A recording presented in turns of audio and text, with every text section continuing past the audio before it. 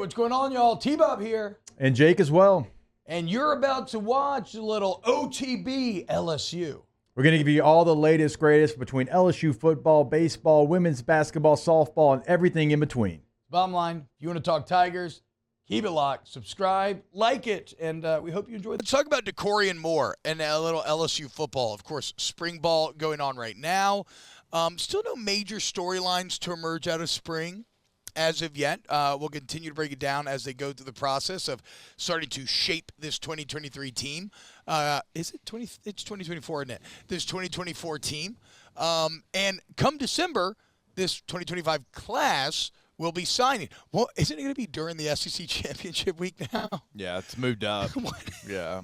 What the hell are we doing? What was that? I mean, not even a week after we'll change something? it, but we'll move it to a more difficult time. That just seems insane. We haven't talked about that. Whatever, though. So they move that date up, and that's when they're going to be signing. And right now, LSU is the number one class in the country. It's unlike anything we've ever seen. They have the number one player and quarterback committed in Bryce Underwood. They've got the number one running back in Harlem Berry. And they've got the number one wide receiver in Dakorien Moore.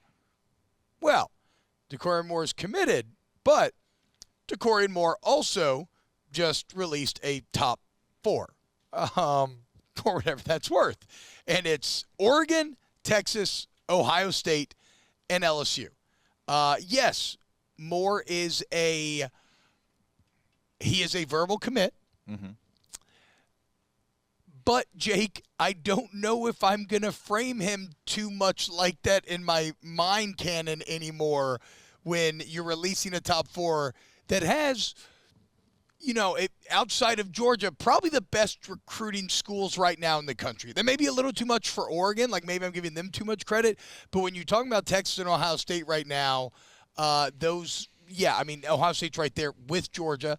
That's been one thing that Sark has done very well at Texas thus far. And really, that's what Dan Landy's been so incredible with early on. So technically an LSU commit, but you're going to have some battles to fight as of yet for Dakorien. I would assume, like this fantastic class, I would assume that 75% of them you're still going to have to really recruit like they're not committed. Because that's what this kind of class is. This is a very highly touted class. It's number one class in the country, and there's going to be schools that fight for every single one of your players. Now, the other 25%, they're like, I don't really give a damn. I'm going to LSU regardless of what you say. I'm going to LSU. I've always been, someone that wanted to go to LSU. And so maybe 25% of the class. But the other 75%, yeah. You don't think that Underwood's going to have suitors come at the very end and try to get – him across their finish line and not LSU's? I mean, that's absolutely going to happen. Barry at running back. I mean, all of these guys, because they're some of the top players in the country, these coaches aren't going to be like, oh, man, he committed to LSU. Okay, well, good luck. No, they're going to try to get that player to come to their school. And now they have more resources and tools. I'm not saying more than LSU.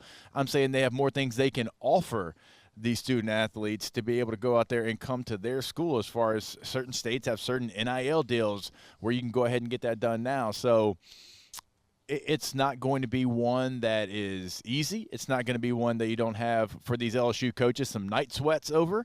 There's going to be times when maybe you've got to do your re-recruiting because the other team jumped in front of you. And so it's not going to be done until it's done.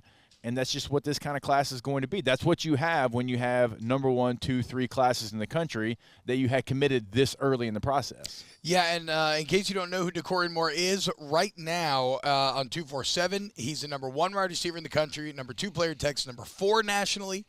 On Rivals, it's, again, number 1 in the country, wide receiver, number 1 player in Texas, number 4 nationally. And on 3, number 1 wide receiver, number 1 in Texas, and number 3 nationally. So as big of a on-field win, Jake, as it would be nearly as big of a win symbolically. If you were right after the Longhorns got back, if you were to go toe-to-toe and take their top consensus player out of their state. So a lot of fight to be had in terms of Moore. What will the receivers look like? How will Nuss look? Everything else. But I'll say this, Jake. I trust Cortez Hankton, And I love LSU's pedigree when it comes to receiver. Texas, a little Johnny-come-lately with Xavier Worthy and A.D. Mitchell having the year that they did. LSU's been producing NFL receivers. So it's definitely something to keep an eye on going forward. The top four, so he did say, for whatever it's worth, he's shutting down all communication outside of that top four. So if he's being honest there, at least there isn't like a Georgia in the mix or anything like that anymore. I think the one school that you're really fighting against is Texas. I think it's Texas LSU. Yeah. I think those are the two options that he has. And, again, like you'll fight to the finish. You'll have to get to the finish line, and that's just what it's going to be.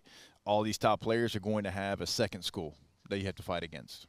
Wow, Jake, what incredible takes. I mean, those guys, they're just the best. I think so. And if you think so, again, hit the like button, subscribe, ring the bell so you get notifications when we post every single day here on OTB LSU.